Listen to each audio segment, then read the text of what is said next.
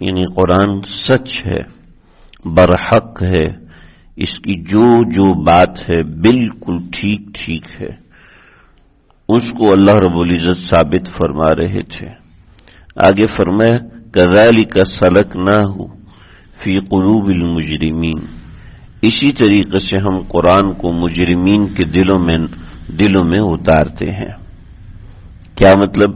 پیچھے بات چل رہی تھی کہ قرآن مجید ان لوگوں پر کوئی اثر نہیں کرتا، یعنی قرآن مجید کے دلائل ان لوگوں پر کسی بھی قسم کا کوئی اثر نہیں ڈال رہے۔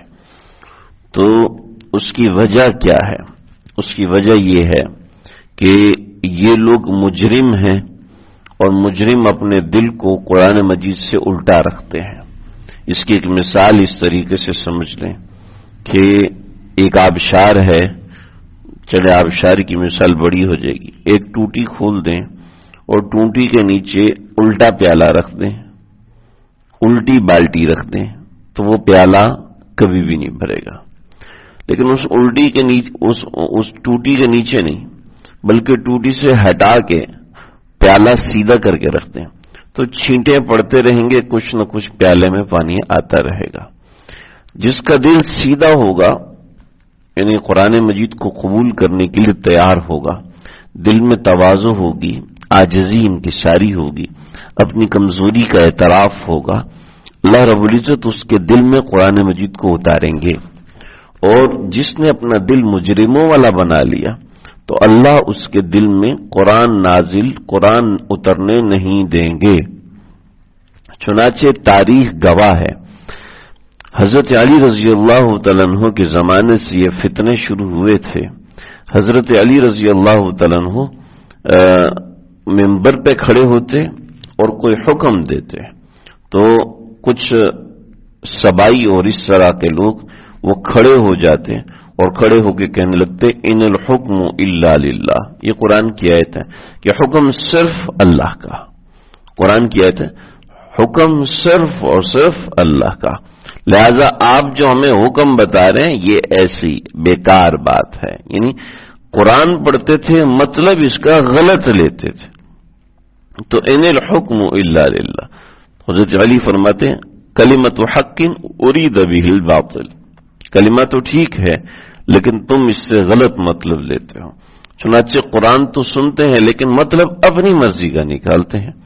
چنانچہ آج تک جتنے بھی فرقے اٹھے ہیں، جتنی بھی جماعتیں ایسی اٹھی ہیں جو گمراہ رہی یا گمراہ کن تھیں، ان سب نے قرآن اٹھایا اور قرآن ہی اپنے دلائل کے طور پہ پیش کیا ہے، چاہے مرزا غلام احمد قادیانی ہو یا پھر اس طریقے سے اور لوگ ہوں جنہوں نے بھی فتنہ پروری کی ہے، جیسے معتزلی گزرے ہیں، جیسے قدریہ گزرے ہیں، جیسے بہت سے اس طریقے سے فرقے ہیں، فرقہ قدریہ ہے، فرقہ جبریہ ہے، اہل تشیع ہیں، اہل تشیع کے 22 فرقے گزرے ہیں۔ تو ان سب حضرات نے قرآن مجید کو اٹھایا، جیسے مرزا غلام احمد قادیانی کہتے ہیں کہ ما كان محمد ابا احد من رجالكم ولكن رسول اللہ وخاتم النبیین، وخاتم آپ نبیوں کو ختم کرنے والے، ہم اس کا یہ مطلب لیتے ہیں۔ وہ کہتے ہیں نہیں، دیکھو جی، خاتم کا مطلب ہوتا ہے سٹیمپ، مہر، یعنی آپ جس پر چاہیں نبوت کی مہر لگا سکتے ہیں۔ تو آپ یعنی مہر نبوت والے ہیں، یعنی یہ مہر نبوت نہیں جو آپ کے جسم پہ لگی ہوئی تھی، بلکہ یہ مہر نبوت جو ہاتھ پہ مہر ہوتی ہے۔ تو آپ کے پاس مہر نبوت تھی، آپ جس کو چاہیں پیغمبر بنا سکتے ہیں۔ تو پھر یعنی قرآن کا اپنا مطلب نکالا۔ اب احادیث جب سامنے آتی ہیں جی وہ ضعیف ہے، وہ کمزور ہے، وہ ایسی ہے، قرآن کے سامنے حدیث قابل قبول نہیں ہے، لہذا ہم قرآن کو مانتے، استغفر اللہ، ایسی عجیب بات۔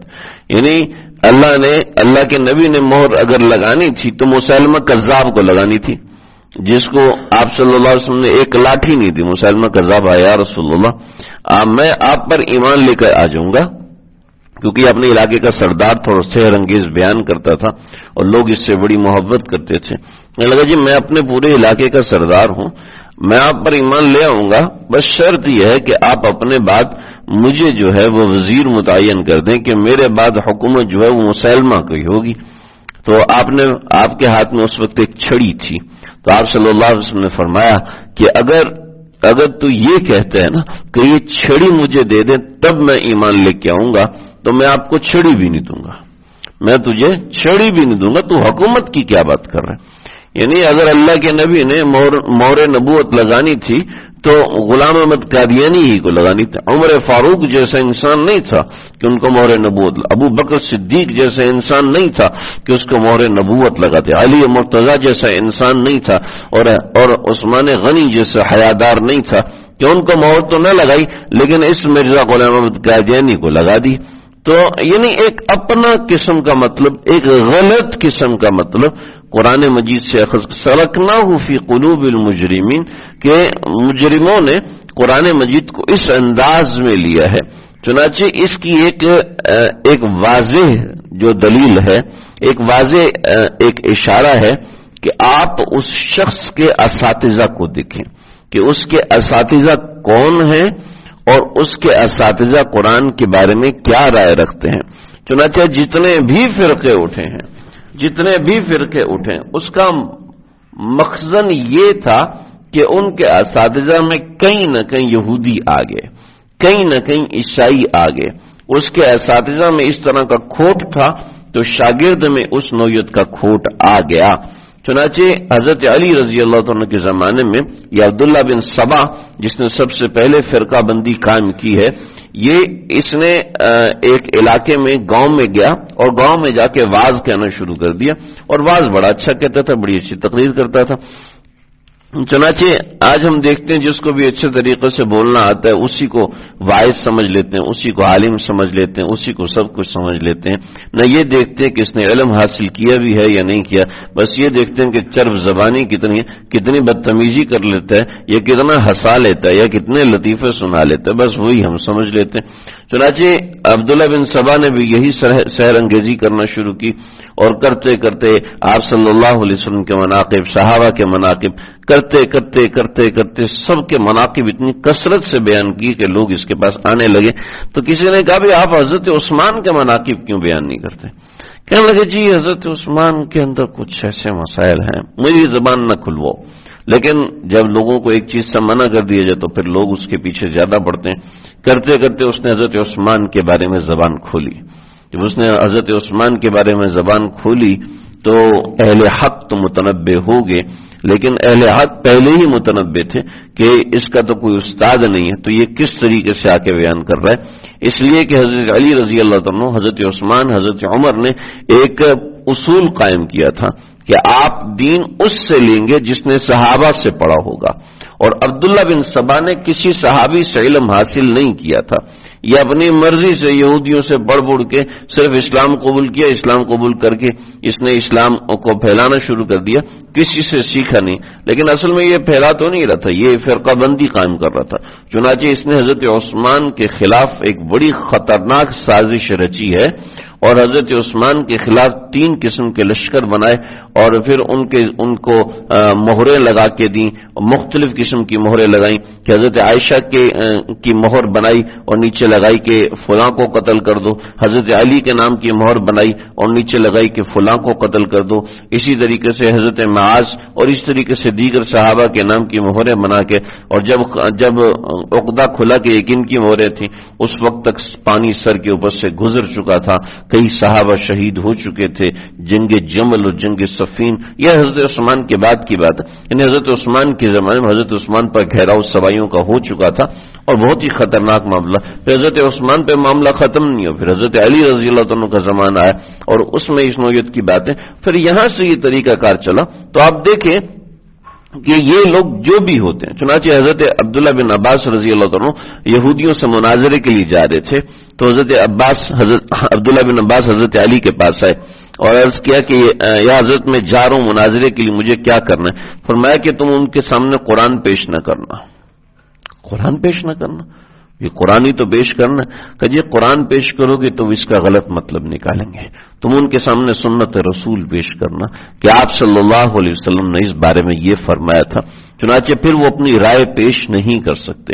چنانچہ ان لوگوں کا مزاج یہی ہوتا ہے کہ یہ قرآن مجید میں اپنی رائے پیش کرتے ہیں اور حدیث رسول کا سہارا نہیں لیتے بلکہ ایک اپنی رائے کا سہارا لیتے ہیں. پچھلے دنوں ایک صاحب میں ایک جامعہ تشامیہ میں رمضان میں درس قرآن کے لیے جاتا رہا تو وہاں ایک بہت بڑے صحافی آتے تو انہوں نے مجھ سے کہا کہ جی فلاں ایک صاحب ہیں جو اس وقت بڑے ابھر رہے ہیں اور وہ بڑی اچھی بات کرتے ہیں اور وہ یہ والا مسئلہ بیان کر رہے ہیں کہ 3 طلاق کے بعد بھی میاں بیوی ساتھ رہ سکتے ہیں. جی کیسے ساتھ؟ انہوں نے مجھے 2-3 ان کے کلپس بھیجے کہ بھی حضرت عمر نے یہ کر دیا ہوگا، حضرت عمر کے مزاج میں سختی ہوگی تو اس وجہ سے انہوں نے اس فیصلے کو امپلیمنٹ کر دیا اور یہ فیصلہ نافذ ہو گیا. لیکن حقیقت میں یہ فیصلہ قرآن کے خلاف تھا.